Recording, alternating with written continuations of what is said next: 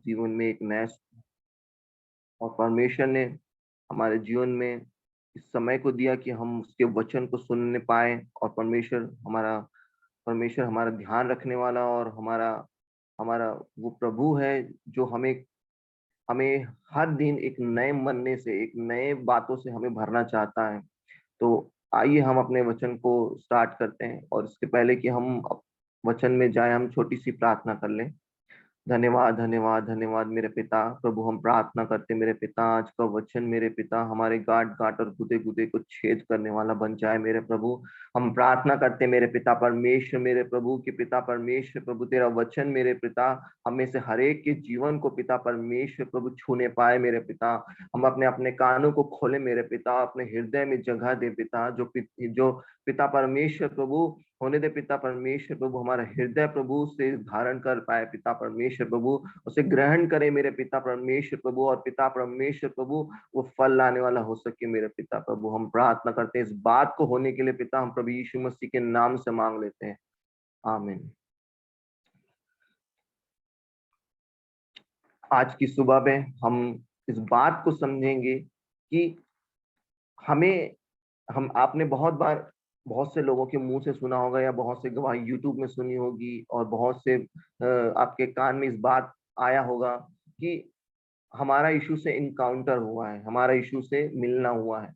और इस बात को अगर हम आज मैं अगर आपको बोलूं कि अगर आपका यीशु मसीह से इनकाउंटर हुआ है, तो हम आज हम अपने जीवन में इस बात को समझे कि यीशु मसीह का इनकाउंटर हमारे लिए क्यों जरूरी है, या हमारा यीशु मसीह से इनकाउंटर होना जरूरी क्यों है। आखिर ऐसा क्या है कि यीशु मसीह का इनकाउंटर होना हमारे लिए जरूरी हो गया है।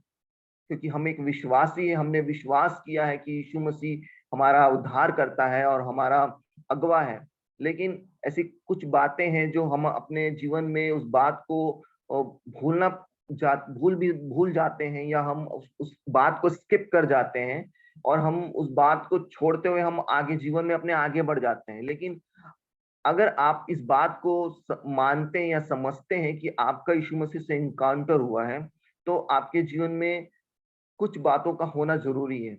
आइए हम बाइबल से उन लोगों के बारे में जाने, उन लोगों के बारे में समझे जिनका यीशु मसीह से इनकाउंटर हुआ था, जिसमें मेरे लिस्ट में पहला नाम है शाऊल का।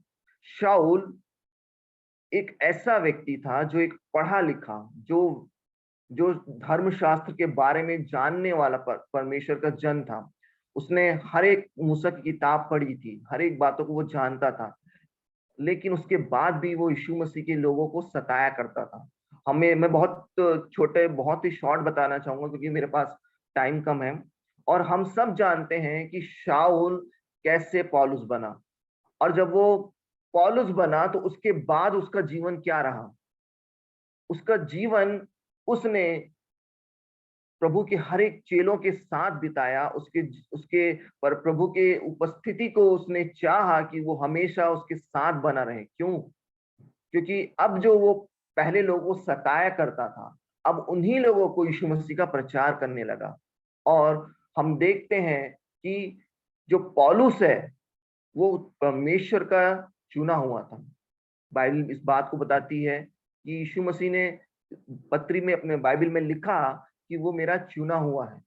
पौलुस का चुनाव हुआ अन्य जातियों में प्रचार करने के लिए। पौलुस, अगर हम इस बात को देखते हैं कि अन्य चेलों की अपेक्षा जो पौलुस है उसने बहुत सी पत्रियों को लिखा, बहुत से लेटर्स को लिखा जो हम पढ़ते हैं, जो बाइबल हमें बताती है, जो बहुत से अध्याय जो सिर्फ पौलुस के लेटर्स हैं। और हम देखते हैं कि जब उसका यीशु मसीह से इनकाउंटर होता है, उसके बाद उसका जीवन जो है वो पूरी तरीके से बदल जाता है। वो पहले लोगों को सताने वाला रहता है, वो यीशु मसीह के जो लोग उसका नाम लेते हैं उनको बड़े बेरहमी से सताया करता था, उनको मारा करता था। लेकिन जब उसका इनकाउंटर प्रभु यीशु मसीह से होता है तो वो यीशु मसीह से भी प्यार करने लगता है, और यीशु मसीह के लोगों को भी प्यार करने लगता है, और अपना पूरा जीवन इस बात प्रभु यीशु मसीह के सेवकाई को में दे देता है, प्रभु के नाम को फैलाने के लिए दे देता है। और हम जो दूसरा नाम है वो है पतरस। पतरस एक साधारण सिंपल व्यक्ति, जो एक मछुआरा है। मछुआरे लोग ज्यादा पढ़े लिखे नहीं होते प्रयोग, बहुत ज्यादा समझ रखने वाले लोग नहीं होते हैं, बहुत ज्यादा उनमें टैलेंट या बहुत ज्यादा वो जो बुद्धिजीवी टाइप के लोग होते हैं वैसा नहीं होते हैं। लेकिन फिर भी से जो पतरस है उसे परमेश्वर ने चुना, यीशु मसीह ने उसके अपने एक चेले के रूप में चुना। और जब हम देखते हैं कि जब यीशु मसीह उसको चुनता है तो वो यीशु मसीह के पीछे चलने लगता है। और यीशु मसीह को उसने ऐसे अपने जीवन में, शायद उसने कभी इसके पहले जब वो सिर्फ एक मछुआरा था, इसके पहले उसने कभी किसी मनुष्य को अपनी ओर नहीं फिराया होगा। यीशु मसीह वहां पर कहता है कि मैं तुम्हें मनुष्यों का पकड़ने वाला बनाऊंगा। और जब हम देखते हैं कि जो पतरस का जीवन है, वो शायद वो जिंदगी भर उसने मछली पकड़ी होगी, लेकिन जब वो यीशु मसीह के साथ, जब यीशु मसीह उससे मिल लेते हैं, जब यीशु मसीह उसके साथ हो लेते हैं, तो वो पतरस यीशु मसीह का साथ नहीं छोड़ता। और उसके बारे में और भी स्टोरी हम जानते हैं पतरस के बारे में। लेकिन मेरा जो मुख्य उद्देश्य है वो इस बात को कहना है कि जब हमारा यीशु मसीह से एनकाउंटर हो जाता है तो हमारा जीवन बदल जाता है। अगर हमारे जीवन में बदलाव नहीं आया है तो कहीं ना कहीं हमारा एनकाउंटर नहीं हुआ है। आज हमें जरूरत है इस बात को जानने समझने की कि क्या वाकई में हमारा एनकाउंटर यीशु मसीह से हुआ था, या हमारा ऐसा मान लेना कि हमारा यीशु मसीह से एनकाउंटर हुआ था। ये बहुत दो अलग चीज है प्रियो। क्योंकि जब हम यीशु मसीह को इस बात को मान लेते हैं कि यीशु मसीह ने हमारे साथ, हमारा यीशु मसीह से एनकाउंटर हो चुका है, तो हमारा जो जीवन है वो टोटल चेंज हो जाता है।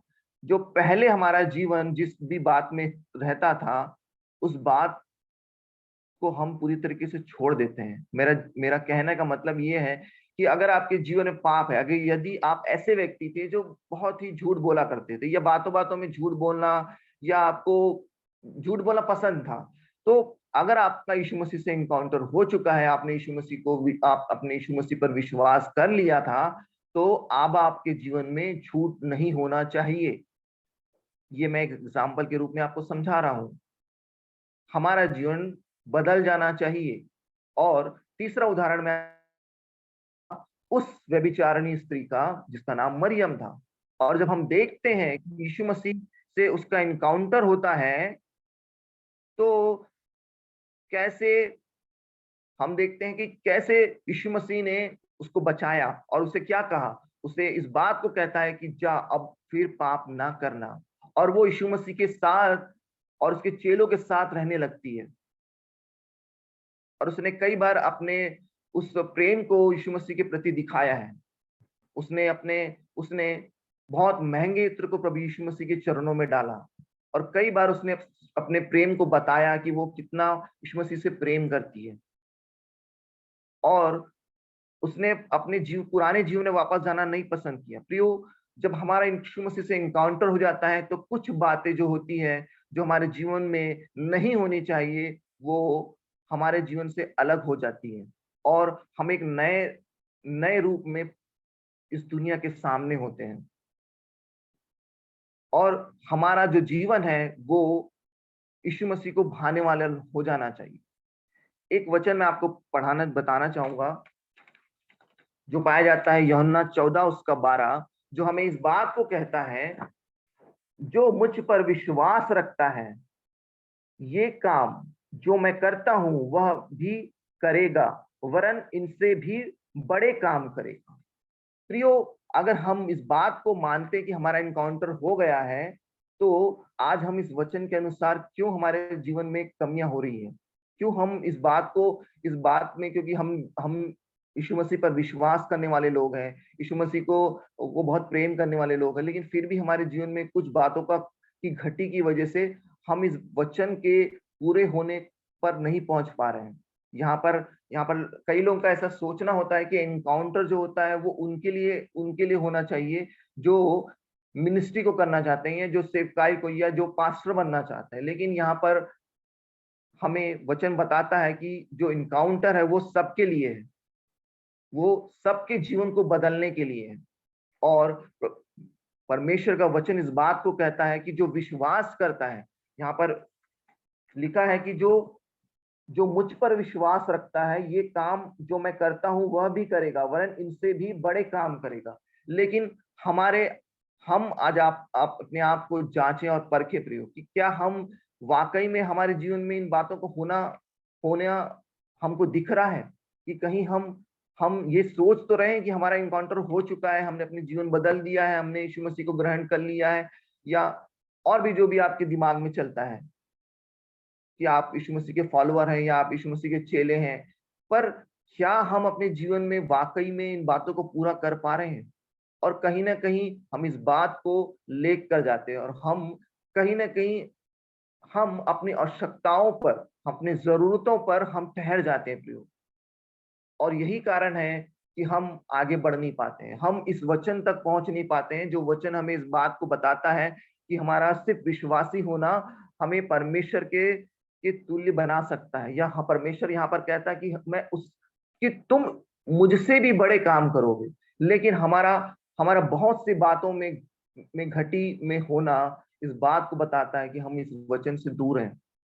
और हम मेरा आपको इस बात को कहना, आपको इस बात को याद दिलाना है कि हमारा जो इनकाउंटर है, जो यीशु मसीह से हुआ है, वो हमें रोज हो जाना चाहिए। रोज हमें जरूरत है उस इनकाउंटर की। क्यों?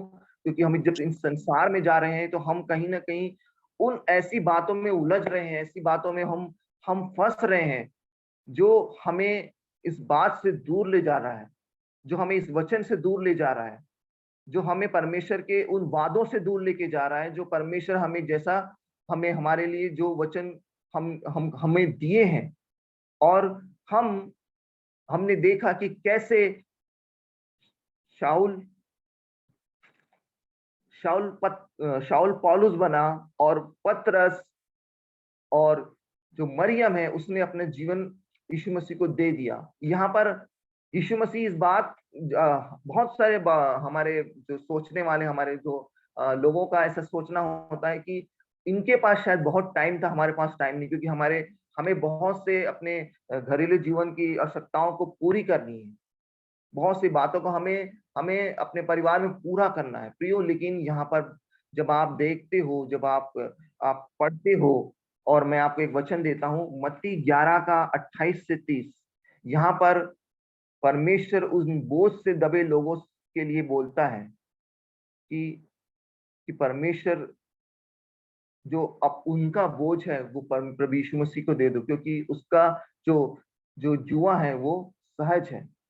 और हम इस बात को भुलाते हुए हम रोज अपनी उस लड़ाई में, जो जो अपने जीवन की हमारी जो प्रतिदिन की लड़ाई है, उसको हम लड़ना चाहते हैं बगैर यीशु मसीह के, बगैर उसकी उपस्थिति के। और यही कारण है कि हम हार जाते हैं या थक जाते हैं। और यही कारण है कि हम अपने उन वचनों को जो हमारे लिए दिया गया है वो हम पूरा नहीं कर पाते हैं।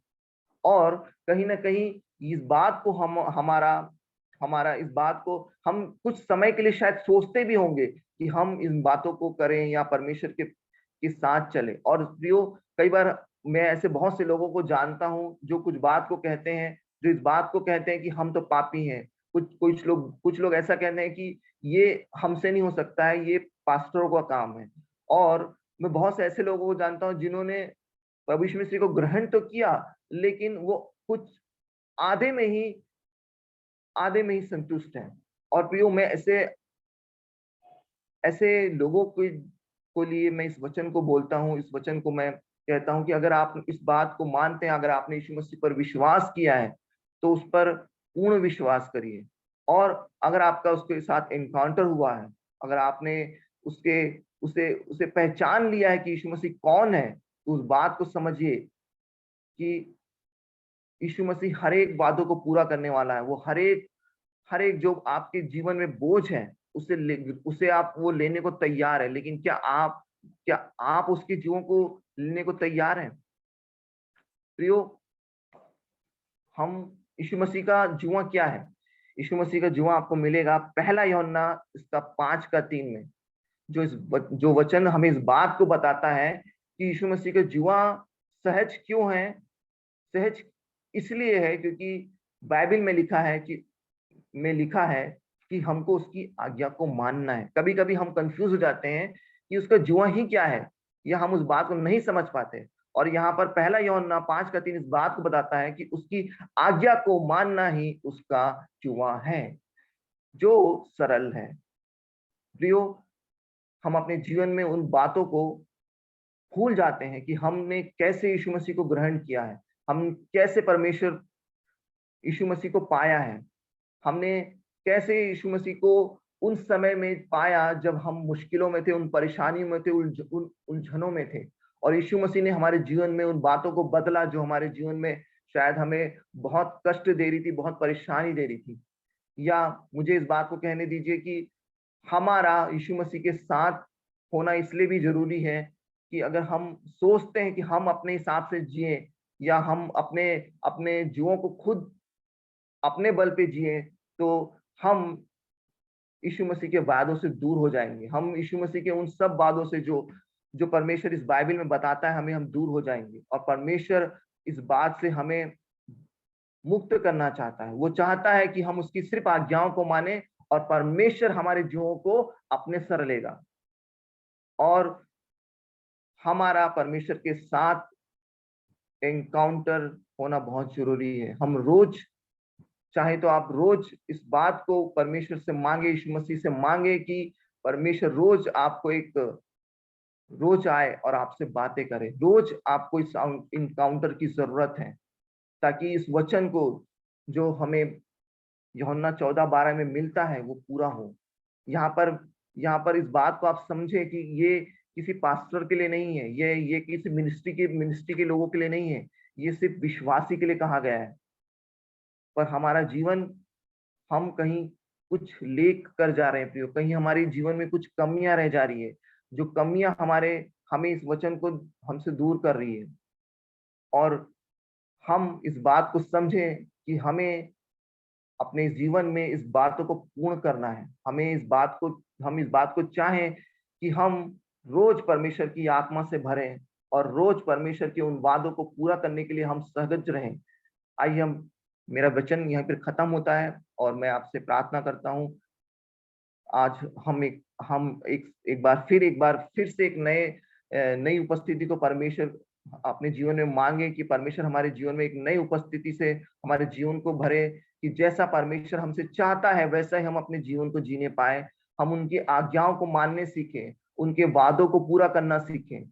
आइए हम प्रार्थना करें। धन्यवाद, धन्यवाद पिता परमेश्वर, मेरे प्रभु।